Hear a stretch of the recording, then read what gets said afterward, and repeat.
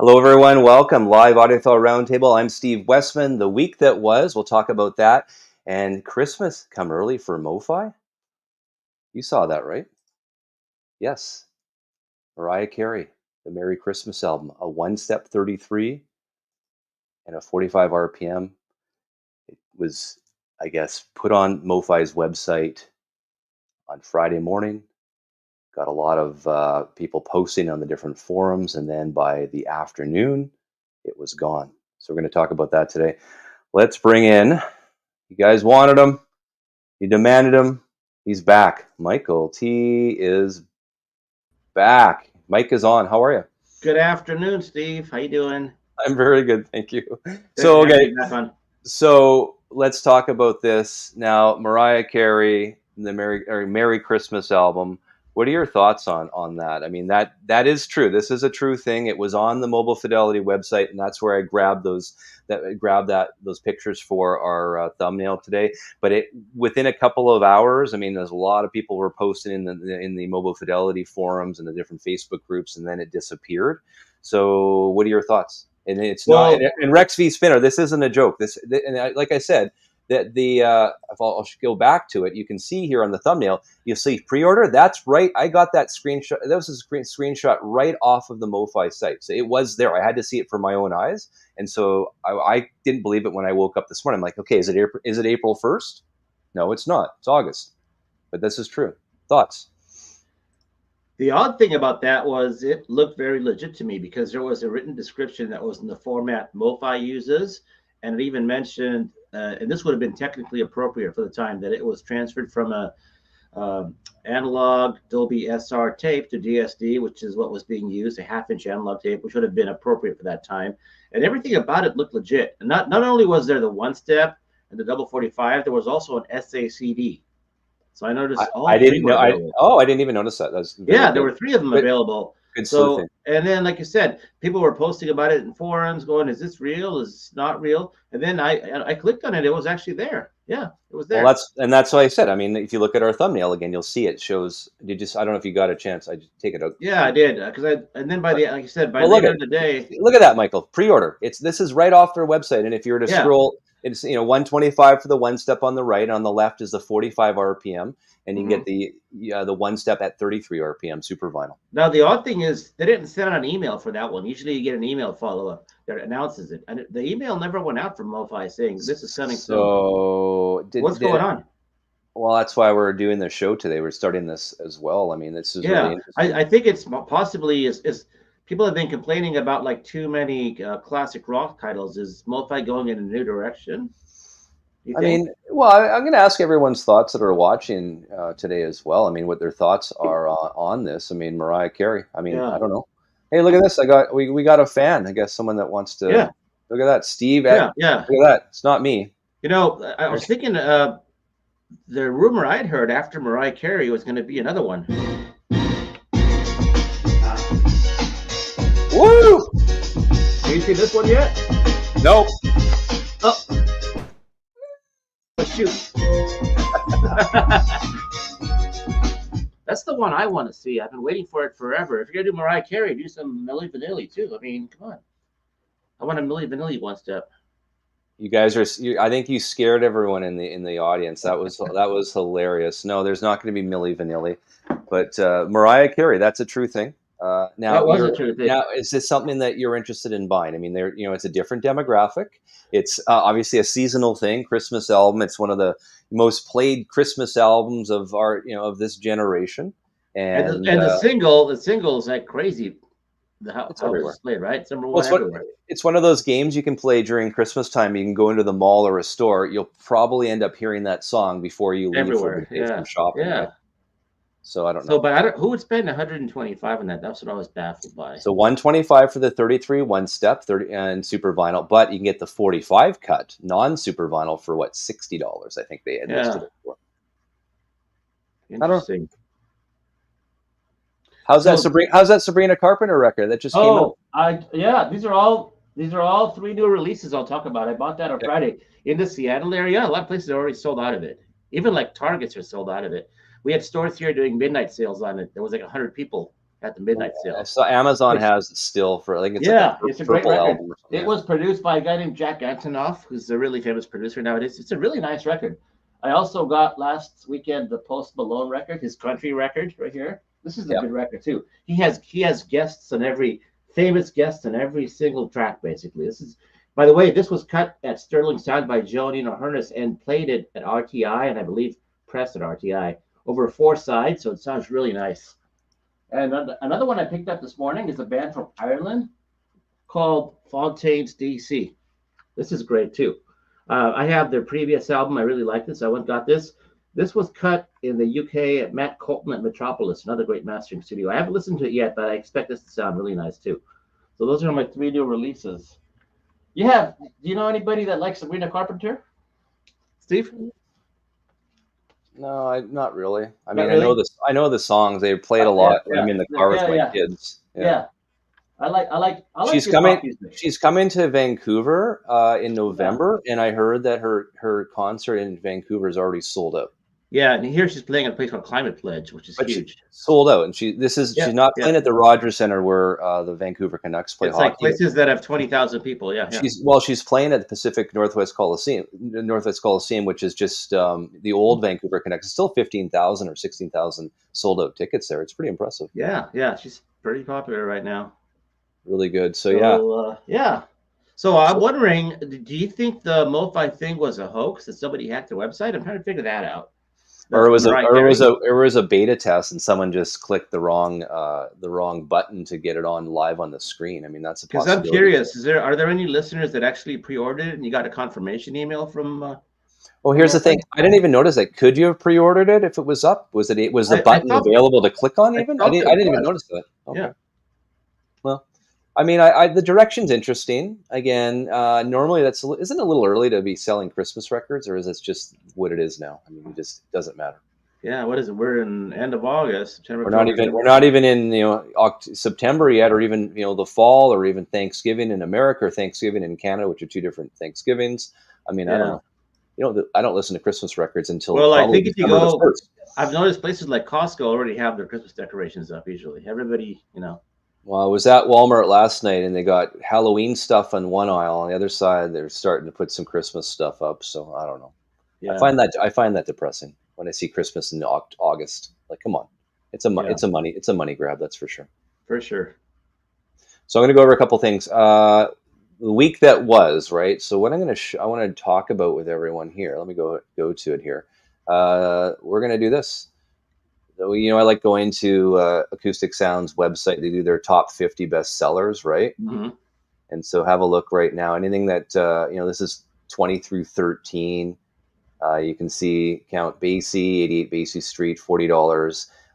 The Velvet Underground Loaded. Now that's an Atlantic 75. That's actually one that I'd be interested in. That was Lou Reed's last album, right? When is that? When is that coming out? It must be a pre-order. Let me see here. I think it was. That's what I probably get. It's a pre-order. Let me have a look. Yeah. Let me see here. We'll go right to it. Now it looks like September the 6th.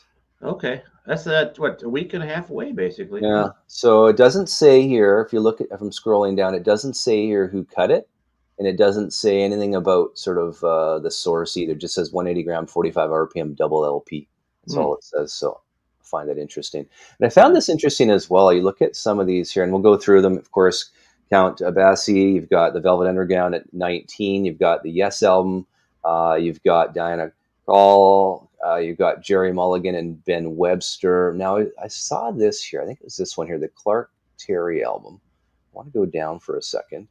So look at this, mastered by Doug Sachs at the Mastering Lab. So clearly they're using the old plates, right? I would assume, because Doug is no longer with us. Some of the Pablo titles are new cuts, I noticed, and some are using old plates. Correct. Okay. I think the ones that are being done over are either Bernie or Kevin Gray. And then Willie Nelson's Shotgun. When is that? Shotgun Willie. That came out the same week as STP. So that's out right now. Yeah. And who did that one? Ryan K. Smith. Okay. That one I didn't buy because I have a version that was done by Vinyl Me Please, all AAA also as a 33, and I have that.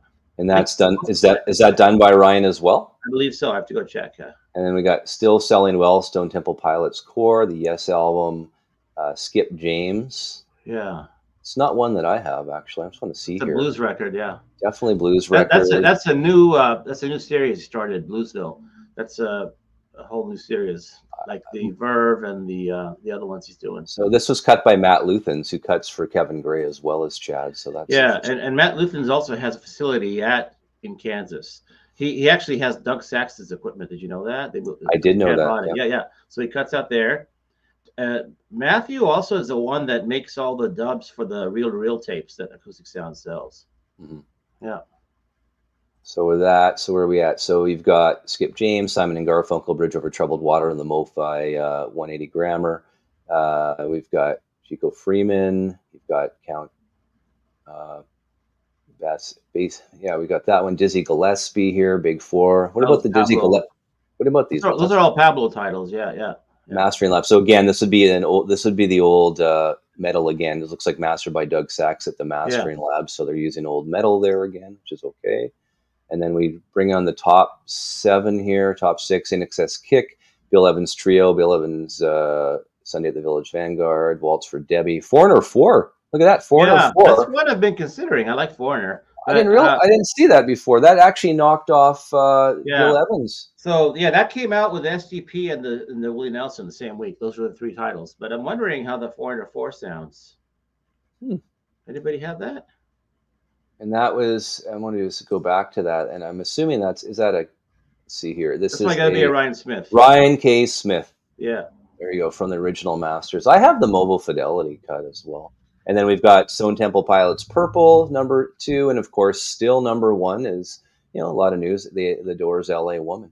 And I've been reading some reviews in the forums. There is some people that prefer that version to the AP45.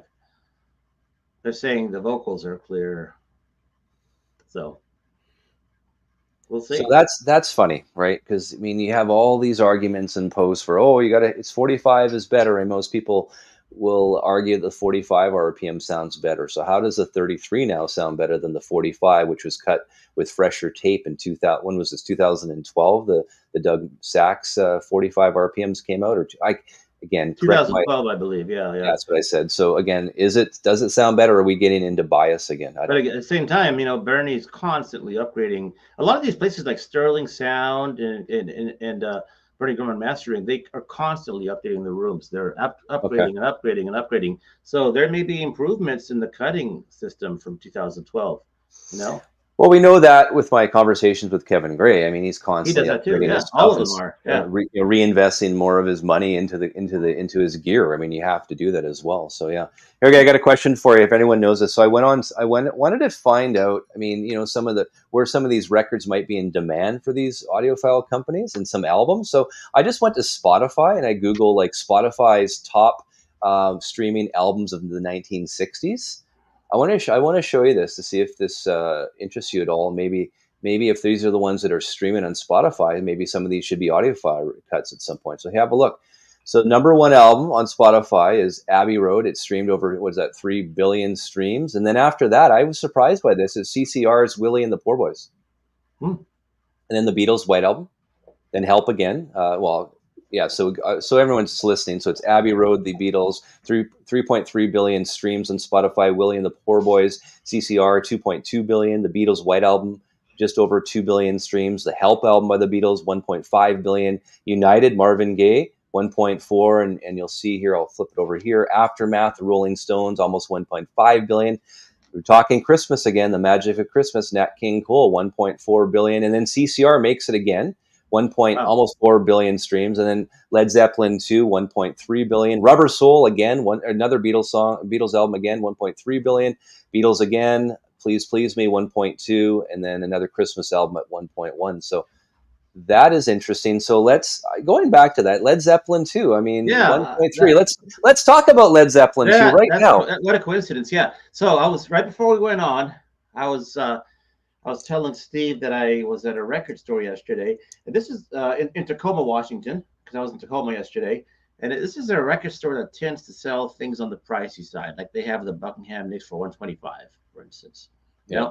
So, but in their recent arrivals, I saw this here. Had the sticker. Oh, hang on. What is this? We were just talking Led Zeppelin II. There it is. First press RL hot stamper as is $60. Hang on, It's where'd you at get it from? $59.99. High voltage, High voltage 59. records.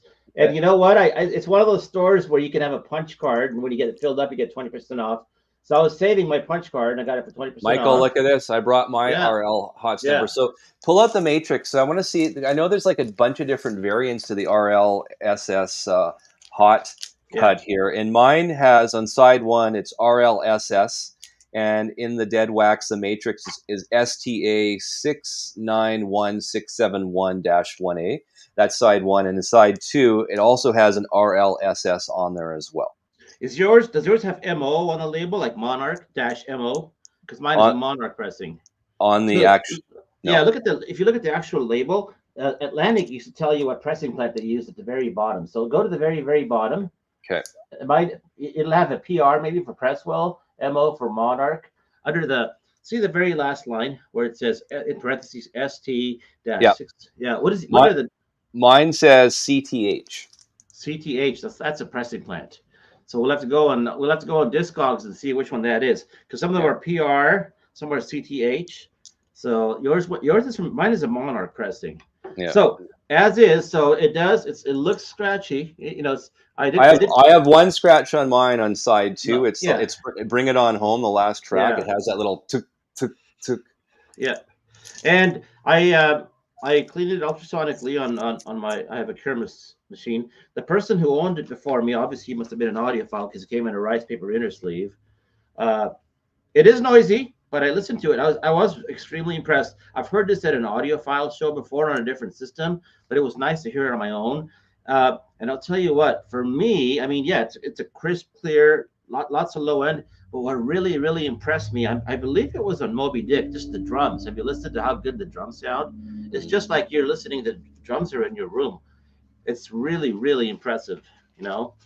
And yeah, I can hear noise. It's an as-is copy, but the nice thing is I'd rather have noise than distortion from a worn out record that was played by a bad cartridge. It doesn't have that. There was no distortion like from playing it like on a crappy turntable. CTH is Columbia Terahout. Yeah. So, you know, I didn't want to spend. These are going for what, 300. There was another local store that had them in G plus for 300, and I wasn't going to spend 300 for a G plus. So I'm glad I found this. It's nice to have in my collection. So there's we don't really know how many are out there of the RLSS. I mean, again, I have RLSS on both sides. I guess there are some that have RLSS only on the one side.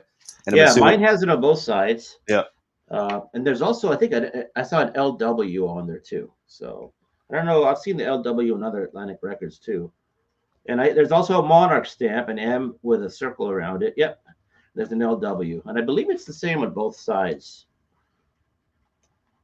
So I read somewhere in Discogs that there is someone, I mean, in one of if you go to the description of the RLSS album in Discogs, in the description or in the notes, it says something like 250,000 were pressed before they were, they stopped that one. I'm not sure if that's even true. But yeah, but there's probably a lot of copies there as this one, as is, or probably even worse, Well, it's interesting. It's interesting that your record store recognized that it is an RLSS, because we've heard stories where they don't, and there's guys getting mint copies. I think Tim, University of Vinyl, got that, where he got a mint RLSS that the record store owner or the employee had no idea of. I mean, that still does happen.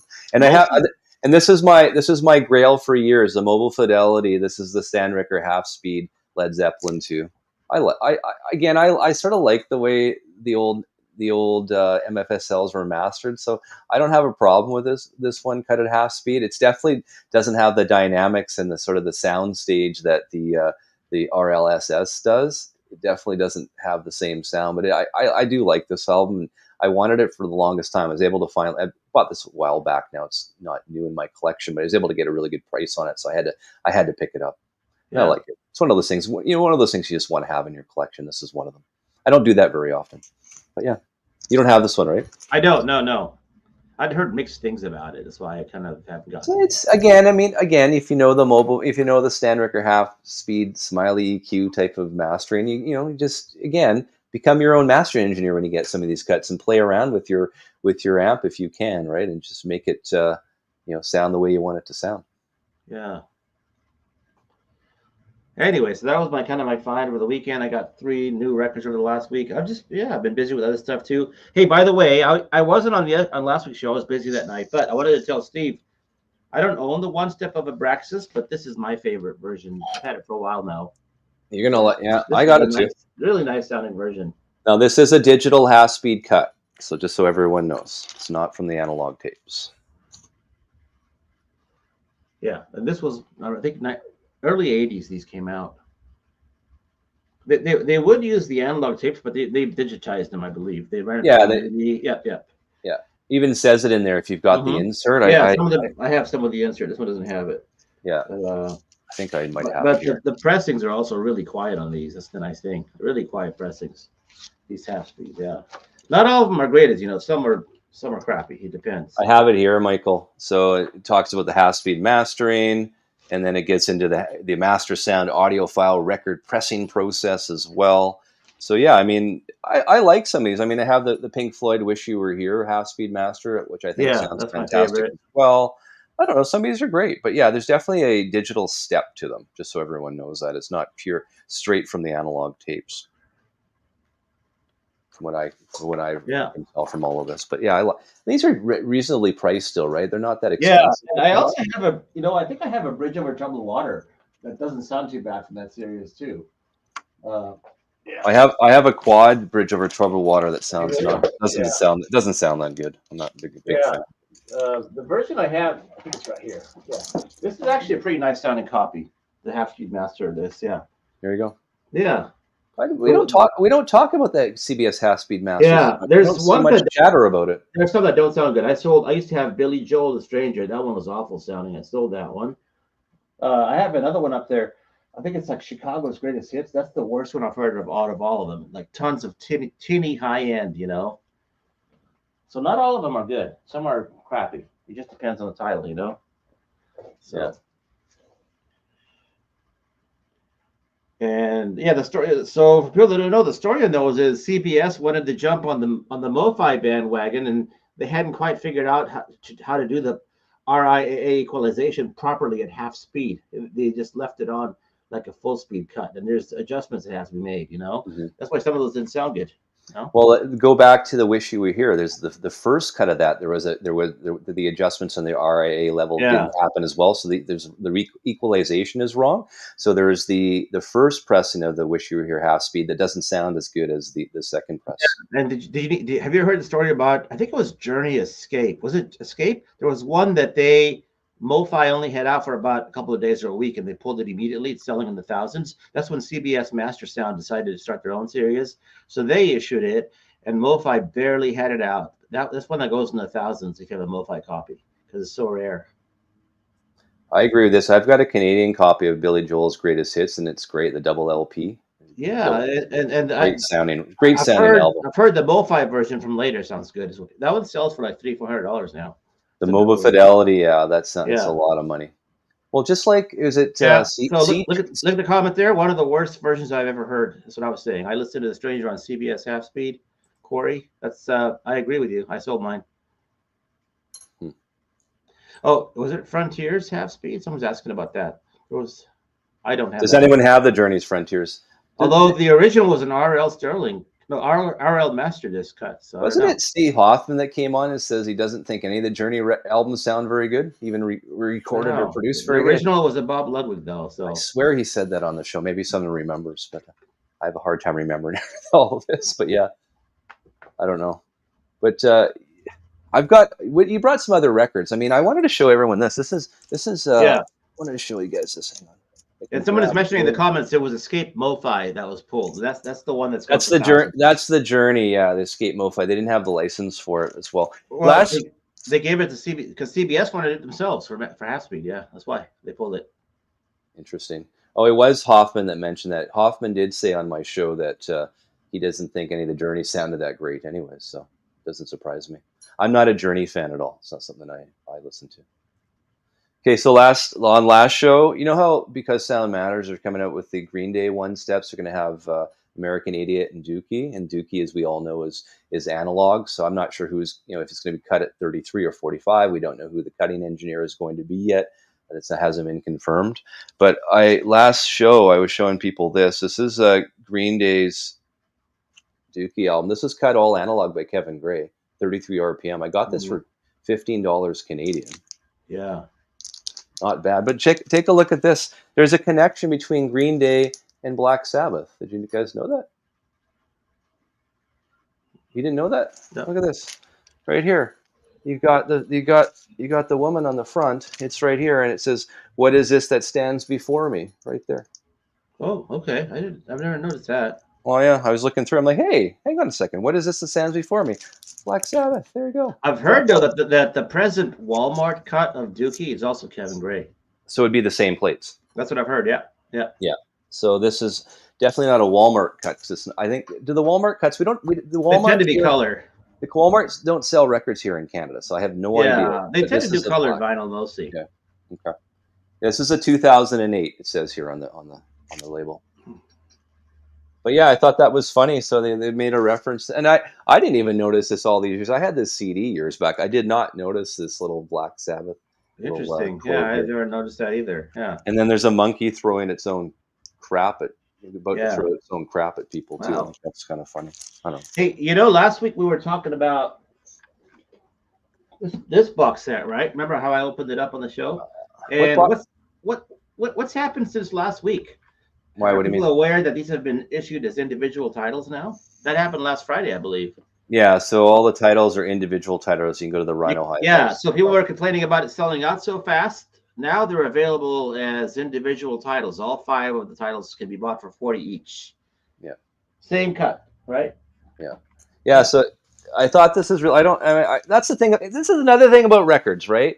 I enjoy the art and the album covers. I mean, again, there's a ton of little details like that on the Dookie cover. Always thought that was cool. And then, I mean, it's really cool stuff. You got God up there in the clouds with, listening to music. Yeah, neat little things going on here. It's a fun little record. You got looks like a mushroom cloud atomic bomb thing going on. I mean, it's fascinating. I love it. I love album covers, and that's the one thing about collecting records. You can appreciate the albums and the artwork. Yeah, that's for sure. Somebody was asking in the comments, is the MOFI, the Stranger, any good? Those were double 45s. They issued all the where's that right here? Titles, yeah. So I have some of those. They're all out of, I think most of them are out of print now. I have the Stranger. I don't want to dig for it, but isn't that? I think mine's a Robert Ludwig cut, if I'm not mistaken. Yeah, about the MOFI. Well, the original is interesting. They did a Ludwig cut, and it was cut at both Masterdisc and Sterling, and one version was pulled, and then the other one was replaced. Mm-hmm. That's an odd one. Yeah, but MOFI did double 45s of almost the entire, if not the entire Billy Joel catalog. That was about 10, 12 years ago. I find another really expensive MOFI, and I'm not understanding why anyone would buy it in the aftermarket, but it's Beck Sea Change. I've got the 2016 mastered by Robert Ludwig, and it was cut by Al Golden at Golden Mastering. And I like a lot of the Golden Mastering's cuts. Golden Mastering also cut the Sonic Youth Goo album as well. It was actually pressed at QRP years back, and that one sounds really good. So I don't know. I mean, I don't know if I'd ever want to buy a $700 MOFI record of Beck Sea Change. Well, there's a black vinyl and a pink vinyl. The pink vinyl is even more rare, I believe. Yeah, but again, this is a Robert Ludwig mastered cut by Al Golden. I mean, not bad, man. Not bad at all. Any thoughts? Do you have it? I don't. That would have been digitally sourced though, because of course it was digitally sourced, but that's not my point. It sounds really effing good. This is a good album. Yeah, a little bit melancholy. I think he had just broken up with his girlfriend of 9 or 10 years, so the whole mood of the album is sort of a little bit lower mood, but again, really nice. Really nice sounding record if you turn it up a lot. And again, I can't believe that MOFI is in the aftermarket. They're selling these for $600-700. I don't get it. Yeah. This is a Robert Ludwig master. Come on. I don't know. And this is cheap. These aren't that expensive. That's probably still in print. Yeah. Yeah. 2016, so not bad. And then what else? You know what I was going through here? Do you remember? I forgot about. I had this box. This is the Cream. This is Royal Albert Hall. This is the concert from May 2nd through the 6th, 2005. This is a record store day one. I don't know if this is numbered, but this was actually half speed mastered by Stan Ricker back then. And what's cool about it? It's in this. You can see here. Look at this little. It's cream. It's a cream vinyl. Yeah. Wow. And it's a good concert. It didn't really get a lot. It wasn't panned very well in its time, but I really enjoyed it. I love Ginger Baker's drums on this album, and it turns out there's no songs at all that were captured on this album, this box set from the May 2nd concert for whatever reason. Only 3rd through the 6th, so I read. So again, I don't know how much these are, but this was 2005. This was a half speed cut by Stan Ricker. Cool. Again, it would be digital. I know that, but I like it. It's nice. What else did you get this week? What other records did you buy? That's all I bought this week. I haven't bought. I mean, there's some new releases. The Led Zeppelin II.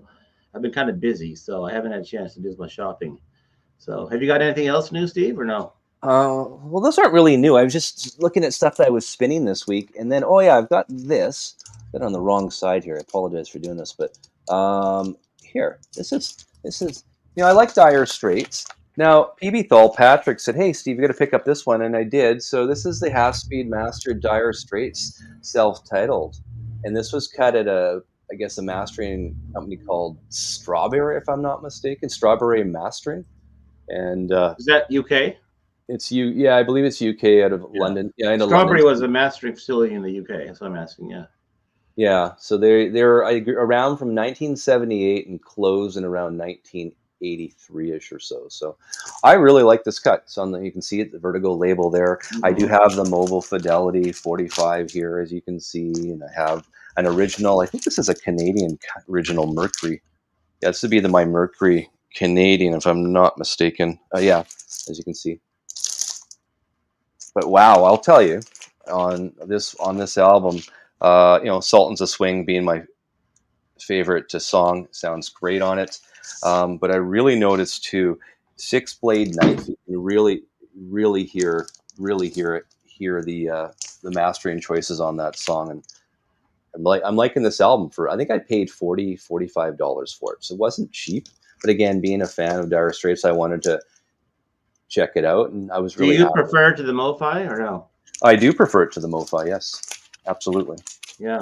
It's a little bit. It has a little bit more, a little bit better low end on it as well. Yeah. So what I noticed, I have a couple of those. I have Love Over Gold, and I have Making Movies, and that was kind of that. I don't know if they're still doing it. There was an era there where they were kind of doing hyper detailed on the vocals. You could hear everything clear, but that was that. Like you said, you have to sacrifice something else in the EQ to make it sound hyper detailed and clear. Yeah. And usually it's the low end, Yeah.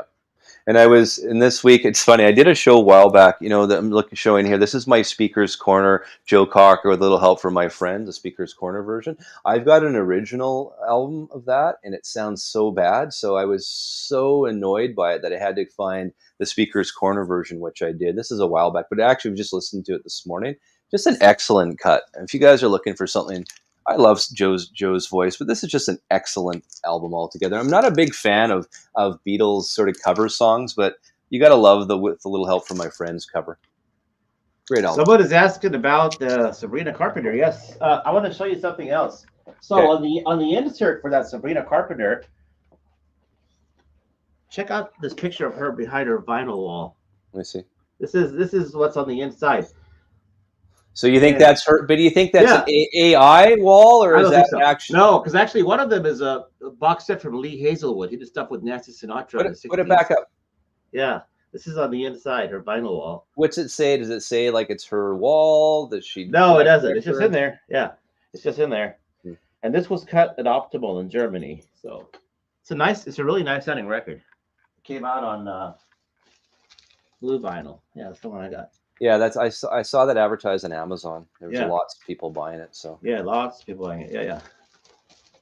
Anyway, no, I buy a lot of new music also. So that's what it is. I buy new music. So yeah, you definitely buy more new music than I do. Yeah, absolutely. Yeah. I got to pick and choose. And we were talking about this before we got on, right? I mean, having a budget to buy things, not just Exactly. can you go out and buy every one step or every UHQR for 125? I mean, I know we have a lot of Canadian viewers watching, and you guys will agree with me. I mean, one record, $125 US USD after the smoke clears, can run you up to $250. It's a lot for one album. That's a big financial commitment for one record, if you think about it. Where you could buy like 10 or 20 records for the same amount. I don't know. Well, hang on, Michael. Someone's asking something here. Michael, did you listen to the new King Gizzard album? It's their dad rock band. I just know the band's name. I don't know their music, so I got another one. I got another one I listened to last night. Actually, let me find it.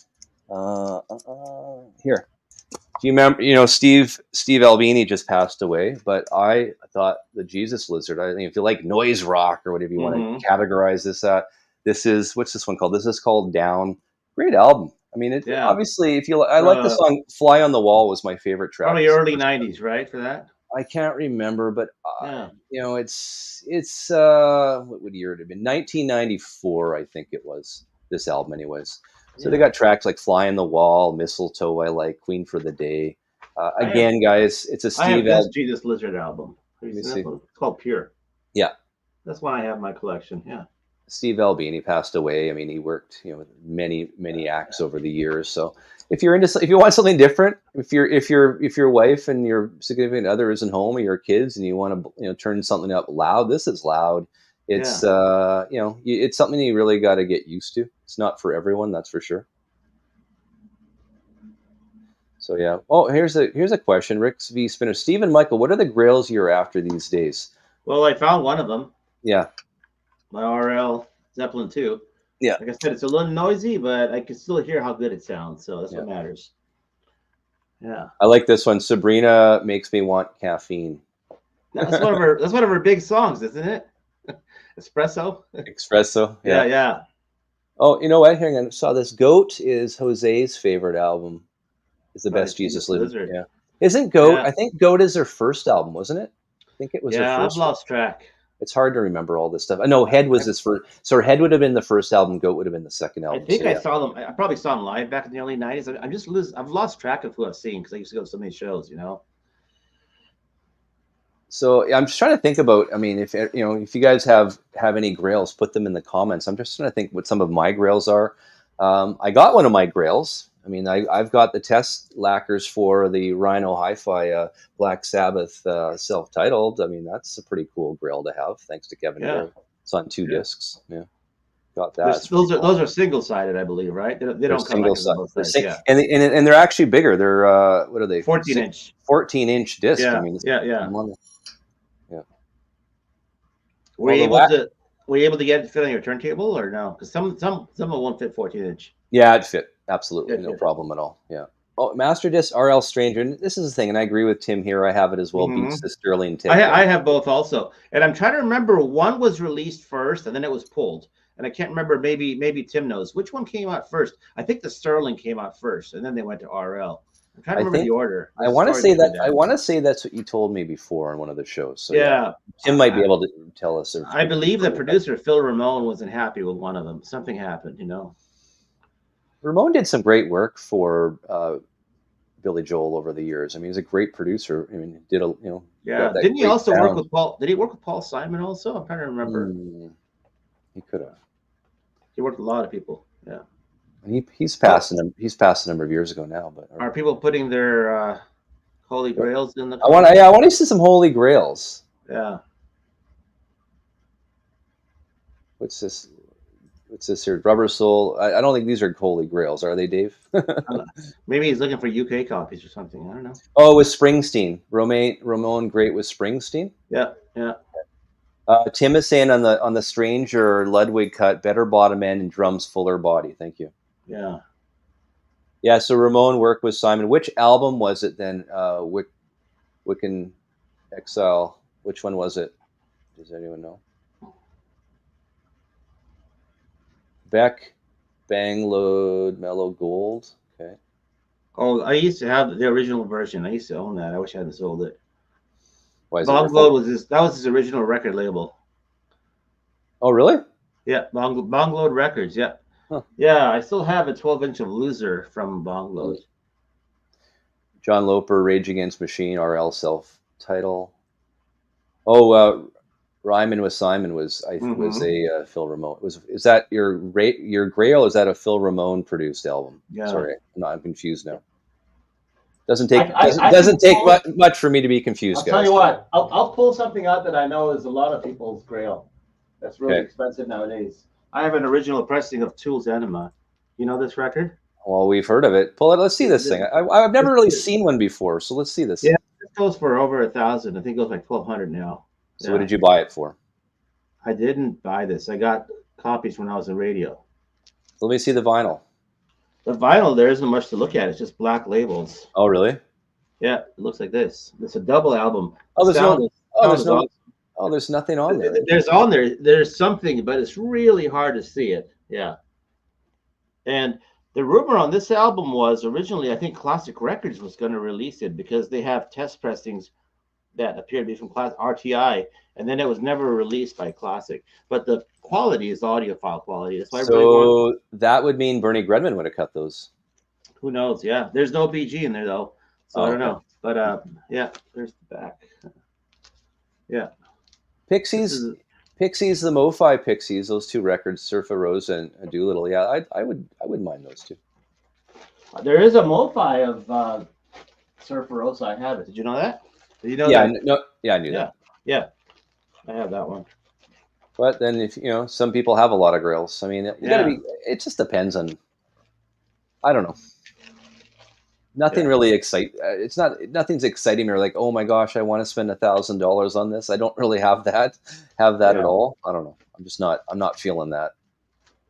Yeah. Just really depends. Anyone else have grails there? I wanted to show this. You know how, the different, MOFI does a lot of DSD64 because they're using old files. So here, have a look at this, Michael. There's my Pixies. That's the MOFI version. Yeah. There you go. Yes. So just so everyone knows about sort of DSD here, I mean, you got to look at it, right? The frequency levels of DSD are multiples of 44,000 hertz, the same frequencies used for a CD audio. So when you captured, DSD64 captures sound at 2.8 megahertz, which is 64 times the CD audio rate. So you're getting 64 times the CD audio rate into DSD64.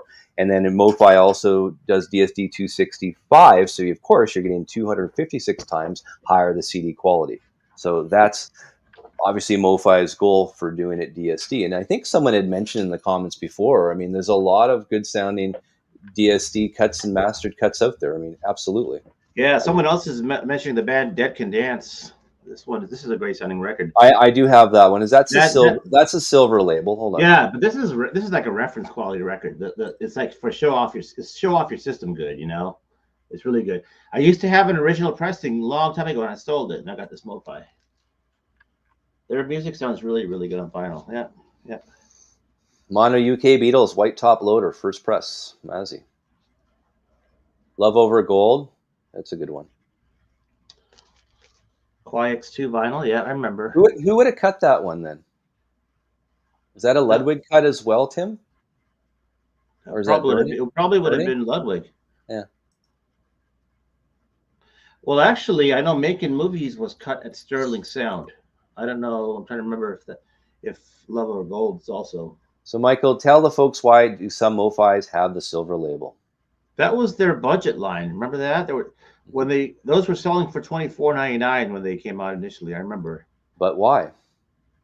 They were just saying. Well, first off, they weren't pressed on 180 gram vinyl. That's one of the things. They're 140. They're 140 gram. 140, and then they were saying they weren't made for the master tape. They're made from dubs. So if you hold up your that one that you had there, the silver label, it says Mobile Fidelity Sound Labs. It doesn't say original master recording. So that's the difference in the silver label. So they might have used a dub or a second generation tape. Who knows? But that's why you can see there it has Mobile Fidelity Sound Labs on it and not original master recordings. And I don't think any of these were. Oh, I was going to say that this one was numbered. They were numbered actually. Yeah. I had 4. And John Loper's right. Some of the silver labels are AAA, like B-52's Wild Planet. I think I can tell you this. When I was really talking to MOFI more, all of the B-52s are AAA, I believe, is what I was told, not just the Wild Planet. So, yeah, I'm not sure.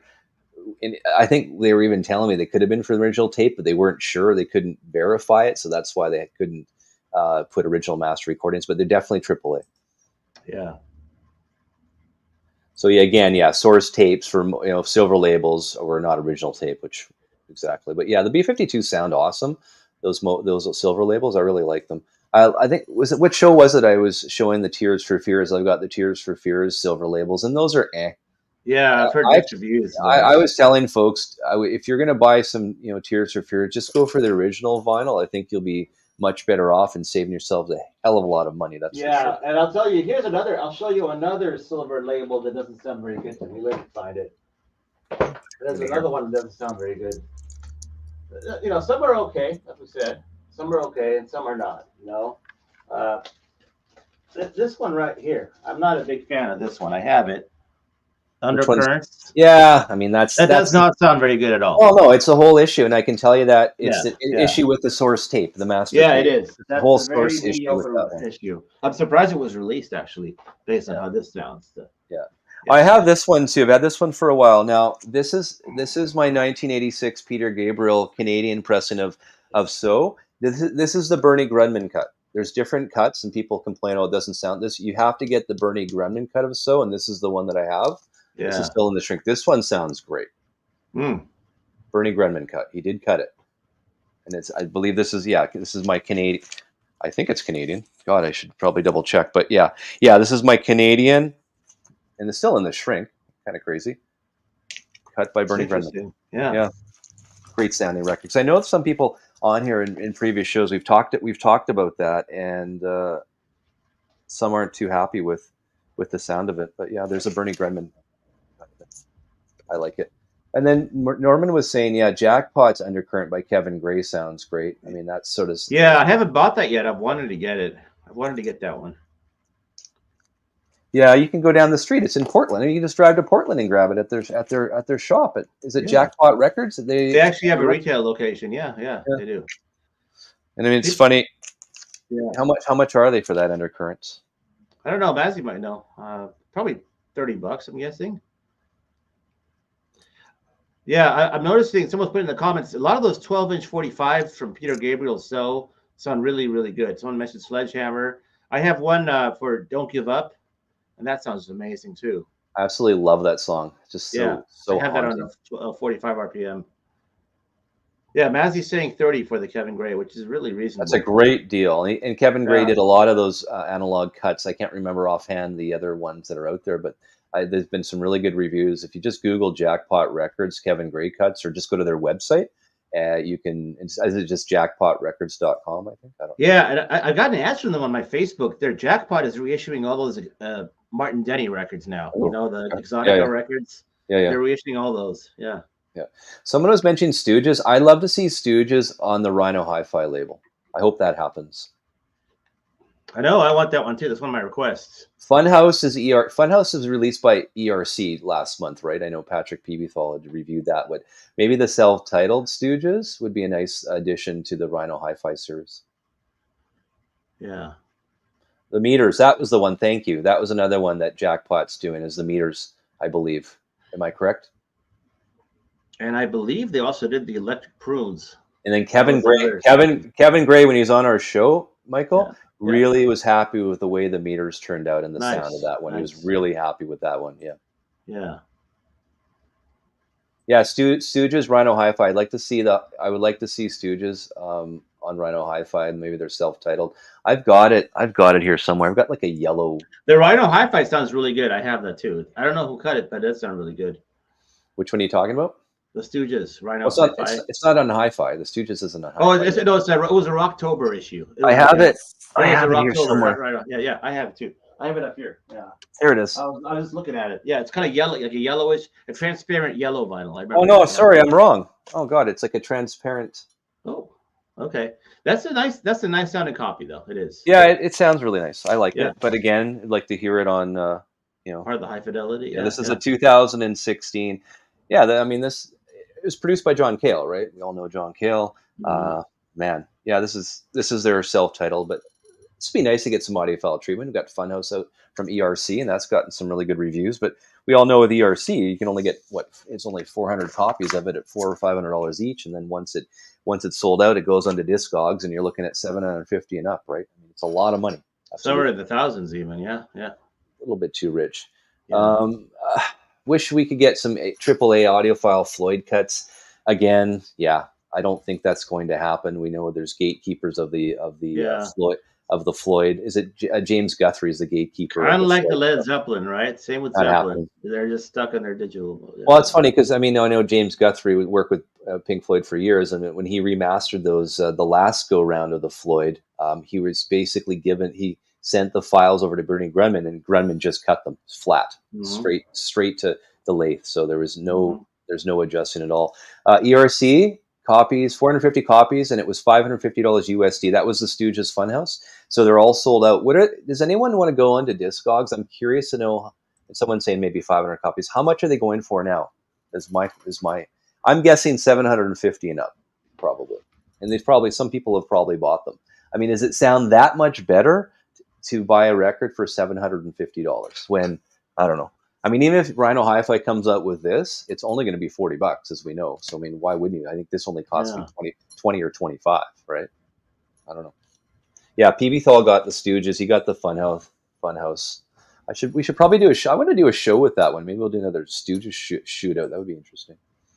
But I don't know. I mean, and talk about grails. I mean, it's all about budget going forward. I mean, and it's funny, you missed the show, but I mean, you're buying these grails, a lot of money. Nothing's reselling, and we've seen values sort of trickle down a little bit, right? Not going up from here. So it's kind of interesting. So Funhouse, medium price, $833 USD. So that would be over $1,000 Canadian. If it got to what's interesting though with ERC. Yeah, there's people that want flat copies. They don't want anybody messing with EQ. And there isn't a single ERC title that has not sold out. They've been doing it for how long now? 7-8 years at least. Yeah. Every single title they have sells out, and every single title goes up on the aftermarket. Here's my doors. That's consistent. Yeah. This is the mono ERC. I like it. How did you find yours, Steve? When I first got this, I did a comparison between the Bernie Grundman Rhino mono cut 2009, 2008 with this one, and gosh, and Vinyl Me Please also, right? Thank you for that. And Vinyl Me Please, which was then remastered by Bruce Botnick and then cut by Bernie Grundman. And I was saying, I mean, this one, if you like a flat transfer, yeah, this sounds really good. It's very raw, and it's pretty much probably what you heard if you're in the studio. But again, if you want to save money, just go with the Vinyl Me Please mono cut for $45-50. Bernie Grundman, Bruce Botnick. Why spend $1,000 on this unless you think this will go up in value in 5 years? I don't know. My opinion doesn't mean much, but yeah, I like it. But what John Loper saying? How is it, Steve? Again, it's a flat transfer. I think it's very raw. It really captures, I believe, what it sounds like. Sounds like in the studio.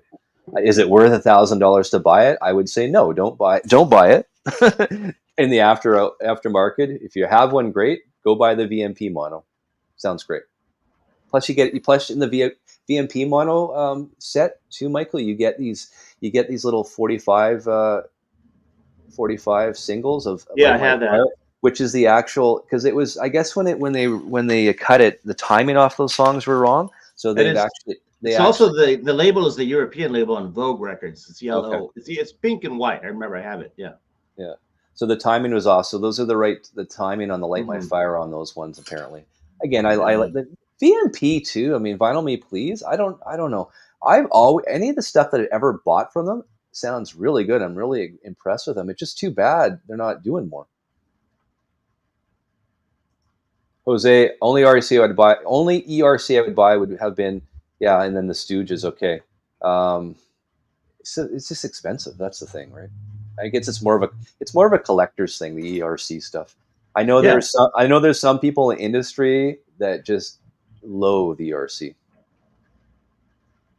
So, teach their own, I guess.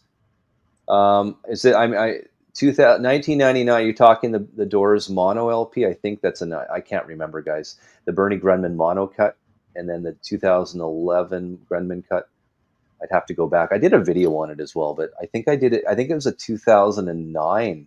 I think Grundmann recut it again for Rhino. So again, but yeah. And then Rick's V Spinner. The Funhouse is a cool record, but there is no way I could shell it that kind of cash. No, right? Exactly. Yeah. That's what I'm saying. That's why I'm saying with this. Like, I mean, if Rhino Hi-Fi would come out with some Stooges, it's their label, right? Come out with this. I think this would sell out. I think they'd sell 5,000. We know now there's going to be unnumbered copies of all the Rhino stuff. I mean, that's clear and obvious at this point.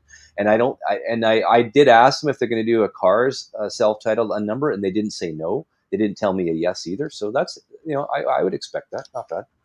And then yes, I got the Prince 1999 Vincent here.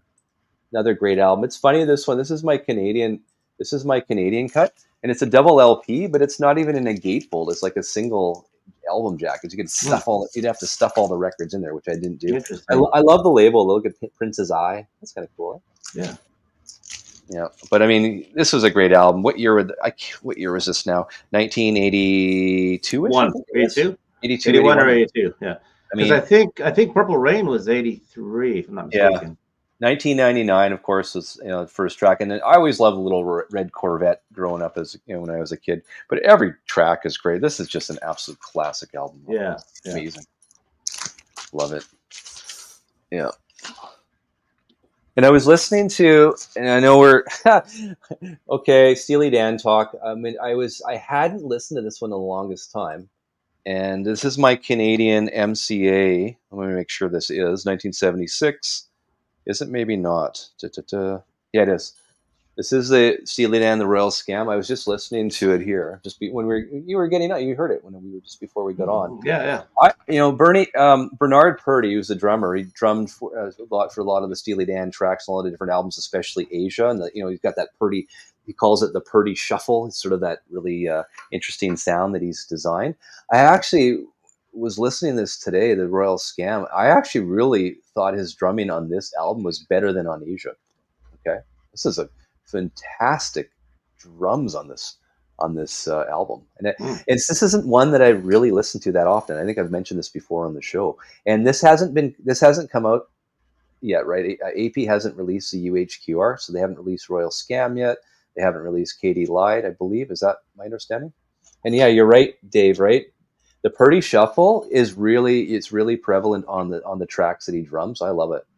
This is really nice, and this is my original Canadian version. Again, I'm not going to go out and buy the 125 now. I don't think the Purdie Shuffle is going to be that much more prevalent in that cut. But again, this sounds great. Do you have this one? I have it somewhere in the back. Yeah, I don't know which version I have, but I have it. Yeah. See, again, yeah, Dave, this is not one. I have all the Steely Dan original pressings, and this is not one that I had listened to that much, and so I wanted to give it another spin. And I was really listening for the guitars on this one. I think Becker plays some bass on this. He has some great guitar solos on this. Yeah, this is Larry Carlton, of course, is on this. Dennis Diaz is on this one as well. Good stuff. I think this one will sell pretty well, the UHQR version. I think this is a really how many really are nice left now? album.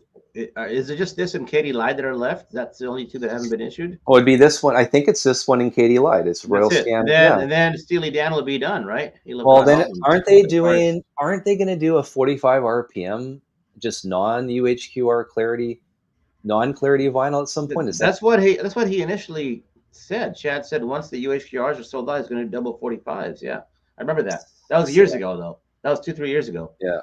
Well, we talked about this on our last show. We felt like once that Steely Dan, remember what happened? You know how we didn't really. I don't know if we need to get into it any further, but we know that MOFI put this out on their website, the Mariah Carey "Merry Christmas" one step and 45 RPM. Do you know what happened with AP? So when they were the last two Steely Dan albums, right? They had pressed those before they announced the whole catalog. Going into UHQR, there was a screw up there, and I caught it as well. And I think I even reported it on my channel. They actually announced all of the albums and all that they were pressing on their website, and they quickly took it down. And then for the longest time, there's of course I knew. Well, I think I remember what happened. They had created pages for them on the website. They weren't hyperlinked yet, and somebody cracked the code and went in and found them. Yeah, and I got them, and so someone, I got some people remember that. texting me, and I remember talking about on the shows. I'm like, oh, this is going to be interesting. The whole Steely Dan catalog on UHQR, and I think again, we were last show. You were with your son last week, or was it Thursday? We had our show. I really think that was sort of the the all time. That was really when things were at a good time. The Steely Dan stuff was released, and then we were seeing a little bit of the market fall off from there in terms of demand. I think we got a little. A lot of supply coming to us at that point. And those were announced within a year after COVID, so people were still in FOMO mode. Remember that? So remember, he would have gotten those licenses during COVID. So again, I think we talked about this last show. You didn't really know what what to expect. That's for sure going forward. Yeah. I forgot about this. 1970s best top streaming albums on Spotify. You got to check this out. Rumors, 5.6 billion streams. Michael, number one. Surprise, yeah. Night of the Opera, Queen, 3.6 billion. Saturday Night Fever, 3.4. The Wall, 3.3 billion. Bob Marley, there he is. Here in Seattle, 2.9. Yeah, clean copies of Rumors are selling for about 40 to 50 each now. Originals. Queen's Jazz, 2.6, and check this out. Hotel California, 2.4 billion. Dark Side of the Moon. I'm surprised, right? I'm surprised that ABBA album's up there. Arrival, interesting. And then look at Queen's News of the World, 2.2. Yeah. Led Zeppelin again. The signs are Led Zeppelin 4, 2.1.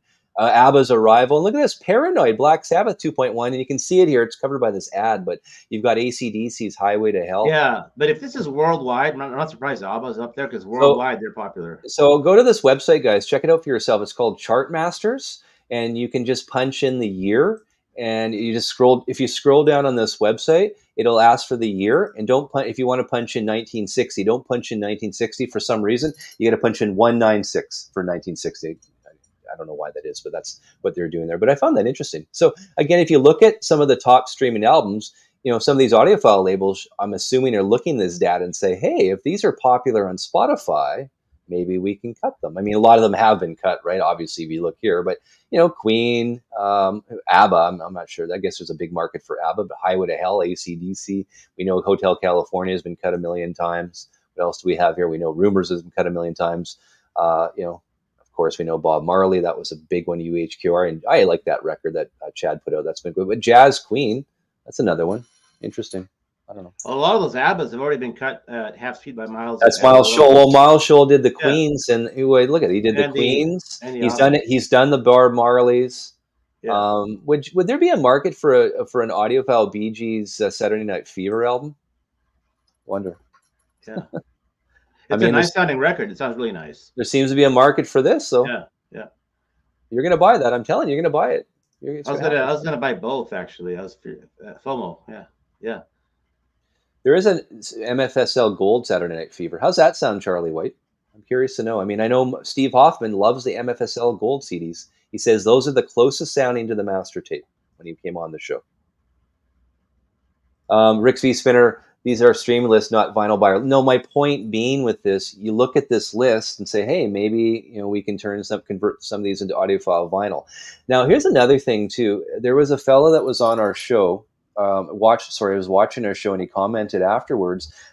He watched the Because Sound Matters when Rover came on with the Linkin Park, Michael, and he bought all three of the one steps. But guess what? He doesn't even have a turntable.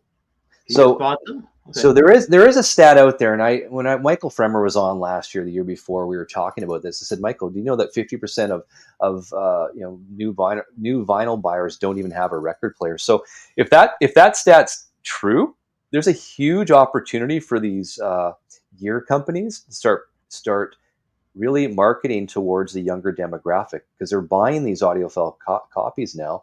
Now they just need the gear. If they get the gear, guess what? They'll be buying more. That's how I see it. Toto. I've got the Toto CBS half-speed master of that Toto. It's okay. Or is it? Yeah, this one. Sorry. That was issued as a half-speed master, wasn't it? You said. Yeah, I have that one. Okay. And I think is it Speaker's Corner has a cut of that one as well, if I'm not mistaken. And Michael, what radio station? John wants to know. Hang on. I saw this here. Yeah, Michael, what radio station? Oh, I worked in radio from 1986 to 2002, 16 years. And I worked at a station in Seattle the rock station KISW 99.9 FM. So you did a daily show, weekly show? What was your? I did a little bit of everything. I started off answering request lines, and then I did production. So I worked in production. I helped schedule the music. I was the overnight DJ. I was a weekend DJ. I helped produce the morning show. A little bit of everything. Okay, so hang on. Okay. I did news too. Hold on. Yeah. So you must have more of a radio voice than you're sort of portraying to us right now. So yeah, but the honor stuff was secondary. Can you do it for us? Like, this is Michael T from Late Night Seattle. Most of what I did was behind the scenes. I just did like weekends and overnights. Yeah, most of it was behind the scenes supporting. Yeah. No, but I agree with this. I think there's a bigger market than some of these gear companies realize. There's a lot of folks. I have a friend that owns a record shop just down the road here, and I go see him. And there was two young girls and their 19-year-old that came in. They bought a couple of records, and I said, "Hey, do you guys have a record player?" He goes, "Actually, no, I don't. I'm going to get one when I save up more money." So I mean, there's lots of younger people that are collecting vinyl. They want to, at some point, get a decent record player, but they want to save up for it. So they're not going out buying the crappy Crosleys, right? So I appreciate that. Yeah. I get that. So that's kind of cool. So there's definitely, I don't know if that's how true that stat was, that a lot of vinyl buyers don't have record players or gear, but I think there's a point to it. I think there's a big market. You can capture the younger market, then buying record players and some gear. I think you can see sales go up in the audiophile side of things for sure. Does anyone buy a turntable but not buy records? There you go, man. Oh, someone is asking about echoes. No, the song that if you had to go to the washroom, the bathroom, usually the song would play is Peter Frampton, "Do You Feel Like We Do?" 14 minutes long off Frampton Comes Alive. You're hoping it only takes 13 and a half to get back in time. Yeah. Oh my gosh. That was the one. As you upgrade your turntable and cartridge, you can hear the real difference between good and bad pricings. Absolutely. I mean, if you have a higher quality turntable and cartridge, and of course equipment, you're buying the more expensive records that are out there that we talk about each and every time on the show. There's definitely differences in sonically, and for years, I was doing my shows at the Hi-Fi Center in downtown Vancouver. I mean, I was able to listen to a lot of these records on, $100,000 speakers and, $200,000, turn systems and whatnot. So yeah, there's definitely a difference in the gear. It also boils down to listening room as well, and the way they position the speakers. There's a lot of variables. It's not just one thing in particular, but yeah, gear is a big thing, of course. Live Framptons, there it is. Yeah. Yeah, Frampton comes. Actually, MOFI did issue Frampton Comes Alive as an anodisc. Did you know that? 200-gram anodisc. What do you think of the anodisc? I have the U2 Unforgettable Fire anodisc. I like it. Yeah, I don't have too many. I used to have a bunch of them. I sold some of them, so I can't remember. And for the life of me, I'm not going to Google it, but I mean, I can't remember who cut that or who was the master. They had different random. It was random. It was a guy that farmed out. It was farmed out. Yeah. That was right before they went out of business. So that was right before, huh? Oh boy, was kind of being farmed out, yeah. So I found this one too. I wanted to get a fresh copy. This is Van Morrison Astro Weeks. Now this is the Back to Vinyl original album on 180 gram. Now this cost me. I got this brand new because I have it. It's an old crummy Canadian copy. So I got this a couple weeks ago. I love Van. I'm a huge Van Morrison fan. I think you guys probably can figure that out by now. But this is cut from the analog tapes by Kevin Gray. This is AAA. This is the 2000. This is So if you're looking for it, the Back to Vinyl, whatever that means. This is of course a Warner cut, but you can see it here. Astro Weeks AAA's. I actually phoned Kevin when I was at the record store. I said, "Hey Kevin, just confirming with you, is this AAA?" He goes, "Yeah, Van Morrison Astro Weeks AAA." I'm like, "Sweet, I'm going to buy it. I don't have a copy." There is a Van Morrison that was cut twice by Kevin, Moon Dance. The original was AAA, and then he did, I think, a digital source the second time. It's hard to tell which is which. I went and listened. Hang on a second. Rick's V Spinner, Ivan, Robert Ludwig Reissue of Astro Week sounds great. Yeah, I don't have that. Again, I've got the original, which mine is just, it's been played a lot. I played Van Morrison a lot in my day. I love it. This is interesting. I don't want to, I have the Van Morrison, his greatest hits on vinyl. I think it was 1990. So I was listening to that, and then I put on the Rhino Hi-Fi one here. Which one was it here? It's only one. I can't find it. His street choir band, right? Band in the street choir.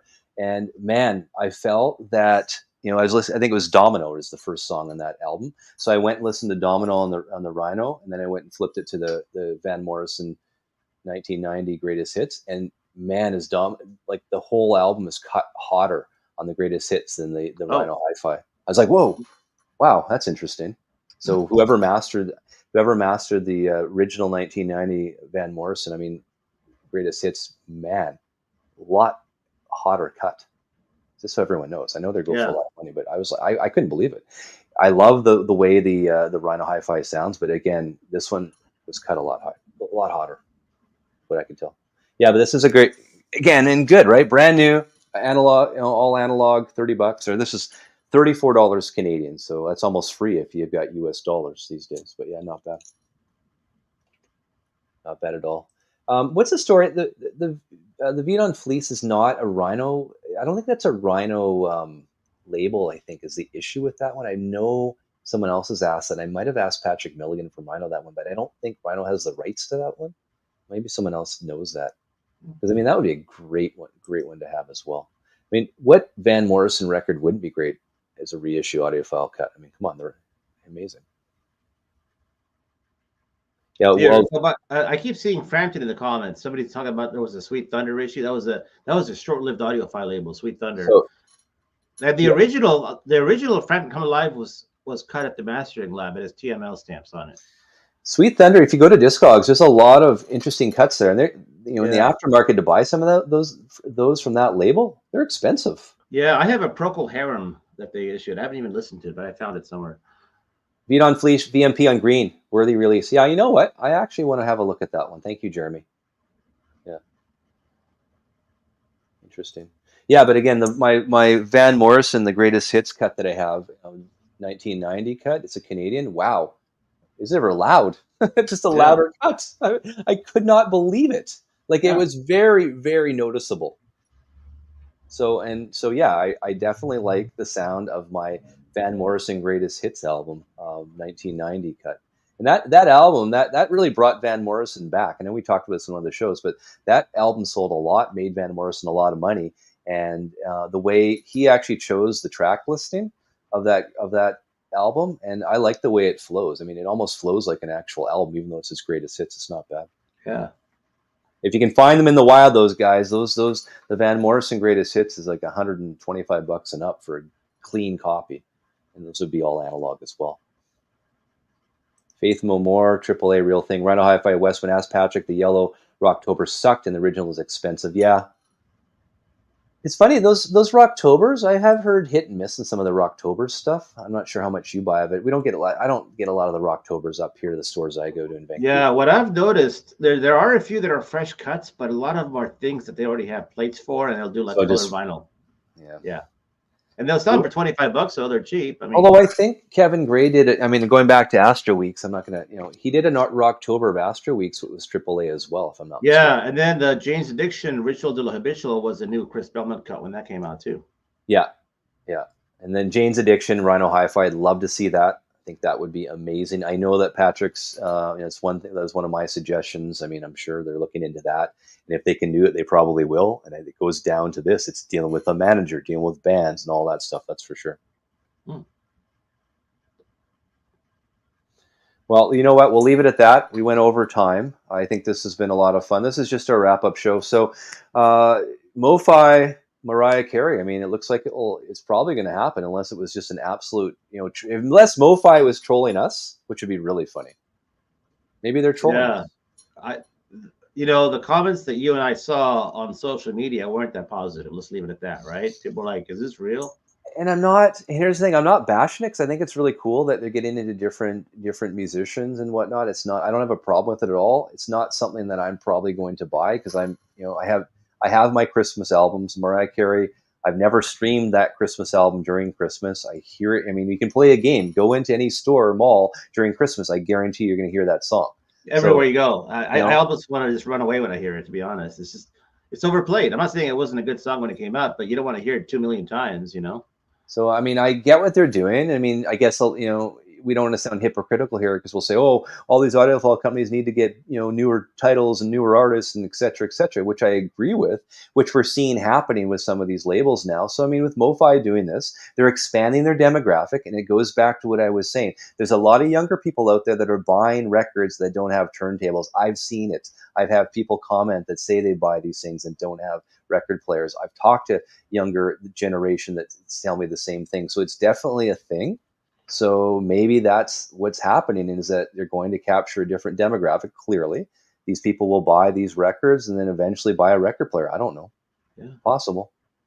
Maybe MOFI knows something we don't know. I don't know. But maybe for their demographic currently that buy mobile fidelity records, maybe this isn't an artist or a title that a lot of their demographic wants to buy. I mean, that's pretty much what we're seeing from all the different posts on those forums. And maybe MOFI read those forums posts and said, oh God, we better pull it off our website and, you know, and think about it, because they probably haven't pressed it or printed it. They obviously got the licensing for it, because we know that MOFI works with Sony due to the whole DSD thing. So I mean, who knows? Maybe we'll never see that again. Maybe that was just a little test. Maybe they trolled us, Michael. Maybe they were trolling us. Yeah, I wonder about that. It's kind of a strange one. We'll have to find out what happens. Hit the thumbs up like button, guys. I notice that really gets those views going. In the last couple of shows, that like button has really made the views go up. So please do. That's awesome if you can do that. So you're back. You'll be back. I'm going to do a show next Thursday, Michael, 7 p.m. Pacific Standard Time. Okay. I have to check and see if I'm available. I might have to go on Thursday. I got to check. Let me know. But I have I want you on because I've got 2 brand new guests that no one's ever seen on the show before. Oh, okay. Let me see if I can rearrange what I tentatively had planned then. Yeah, 7 o'clock. I should have asked you before we got on, but 7 o'clock on next Thursday. Let me see if I can rearrange something. Okay. Well, have a good rest of your Sunday. Spin some music. I think I'm going to spin some Astro Weeks again. I'm going to go. Yeah, we had a lot of, the comments were really nice today. I saw a lot of interaction, lots of interaction in the comments. So thanks, guys. And again, appreciate everyone watching. I really, really thank you guys for all your support of my channel and the Live Audiophile Roundtable. It means a lot to me that you guys are into this, and I really thank you for your support and all your comments. Amazing. Thank you so much. We'll see you guys on Thursday. Thanks, guys. Thanks, Michael. Yeah. Bye.